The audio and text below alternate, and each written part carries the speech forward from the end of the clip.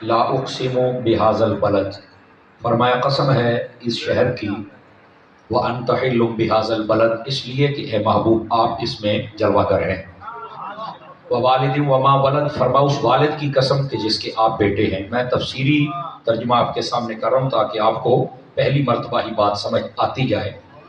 اور اس کے بعد فرمایا لقد خلقنا الانسان فی کبد، ہم نے انسان کو پیدا کیا ہے، بڑی مشکلوں میں گھرا ہوا تھا لیکن پھر بھی ہم نے پیدا کر دیا ہے۔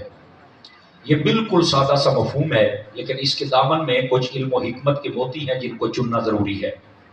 سب سے پہلے یہاں پر قسم ارشاد فرمائی گئی شہر کی، اور علماء تفسیر نے یہاں لکھا اس سے مراد شہر مکہ ہے، اور بعض عشاق جب اس کی تفسیر میں گئے تو وہ کہتے ہیں شہر مکہ بھی ہے اور مدینہ بھی ہے، وہ میں عرض کرتا ہوں کیسے۔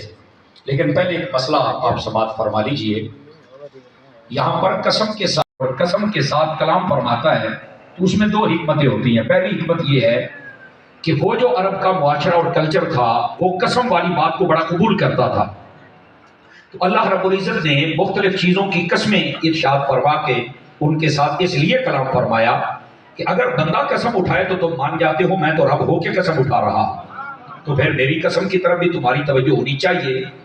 دوسری بات یہ ہے کہ وہ قسم جس چیز کی بھی رب اٹھاتا ہے اس لیے کہ لوگ اس میں تفکر کریں، تدبر کریں، جس کو غور و فکر کہتے ہیں، تاکہ اس کے اندر جو منافع ہیں وہ حاصل کریں، اور جو ان کے لیے ان چیزوں کے اندر سوچنے والی اور اخذ کرنے والی باتیں ہیں وہ اخذ بھی کریں۔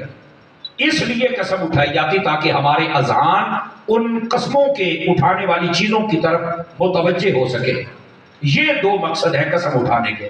لیکن یہاں ایک چھوٹا سا سوال، انسانی عقل بڑی پرواز کرتی ہے نا، یہاں سوال پیدا ہو سکتا ہے، ایک قرآن کی دوسری رحمان کی، دو چیزوں کے ساتھ یہ قسم منعقد ہوگی۔ اس کے علاوہ مسجد کی اٹھا لیں، کعبے کی اٹھا لیں، جس چیز مرضی کی اٹھا لیں، وہ قسم منعقد نہیں ہوگی۔ سمجھ آ رہی ہے آپ حضرات کو؟ تو یہ قسم جو منعقد ہوتی ہے یہ ان دو چیزوں کے ساتھ، یعنی یا رحمان کی ہو یا قرآن کی ہو، آسان بات یہ ہے۔ لیکن سوال یہ پیدا ہوتا ہے کہ اگر یہ دو چیزوں کے ساتھ ہماری قسم منعقد ہوگی تو پھر اللہ تعالیٰ نے تو بہت ساری قسمیں اٹھائی ہیں، جیسے حضور اکرم علیہ السلام کی قسم، چہرے کی قسم، زلفوں کی قسم، آسمان کی قسم، ستاروں کی قسم، یہ بہت ساری قسمیں ہیں، والتین والزیتون وطور سینین وہذا البلد الامین، اکٹھی چار قسمیں ہیں، انجیر کی بھی، زیتون کی بھی، اس شہر مکہ کی بھی، طور کی بھی۔ تو پھر وہ اللہ نے کیوں قسمیں ارشاد فرمائیں؟ تو تفسیر مدنی کے اندر قاضی ثناء اللہ پانی پتی نے اور روح البیان کے اندر صاحب تفسیر روح البیان نے اس عقدے کو حل فرمایا۔ وہ کہتے ہیں ہمارے اوپر احکام کا ترتب ہونا ہے تو ہمارے لیے ایک دائرہ متعین ہے، ہم اس دائرے سے باہر نہیں جا سکتے، اس کے اندر رہ سکتے ہیں، اور اللہ تعالیٰ مکلف نہیں ہے۔ اللہ تو ہے مالک اور خالق، وہ جس چیز کی قسم اٹھائے جیسے اٹھائے، وہ خالق جو ہوا، وہ مالک جو ہوا، تو وہ مکلف ہم ہیں، وہ تو نہیں نا۔ تو جو ایسا حضرات کی اگر یہ بات سمجھ آ جائے تو پھر ذہن میں اٹھنے والا یہ سوال یہ ویسے ہی دم توڑ جائے گا کہ یہ ہمارے لیے حکم ہے، اللہ کے لیے یہ حکم نہیں ہے۔